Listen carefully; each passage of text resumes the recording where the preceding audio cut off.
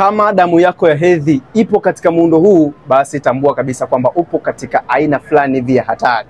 Kwanza kabisa, kama unaingia period zaidi ya siku 7 au pungufu ya siku 3, basi tambua kabisa kwamba period yako haiko sawa, yani kuna changamoto katika mfumo wako wa uzazi. Lakini kama damu zinazokuwa zinatoka ni nyepesi sana kama matone ya maji, basi tambua kwamba kuna shida kabisa kwenye mfumo wako wa uzazi. Lakini vile vile kama damu zinazokuwa zinatoka zinakuwa ni nzito, yani mabonge ya damu, kuna changamoto. Kama sio uvimbe, inaweza ikawa ni changamoto za endometriosis. Lakini vile vile kama period inayokuwa inatoka ni ya maumivu makali sana chini ya kitovu, tambua kabisa kwamba kuna hitilafu katika mfumo wako wa uzazi. Lakini vile vile unaweza kuwa unaingia period alafu unaona period inayokuwa inatoka inakuwa na harufu mbaya sana, na wakati mwingine unakuta period hiyo imeambatana na miwasho mingi sana. Tambua kabisa kwamba kuna changamoto katika mfumo wako wa uzazi, na changamoto hizo zinaweza zikawa ndo sababu kubwa ambazo zinakupelekea wewe uweze kushindwa kuweza kushika ujauzito.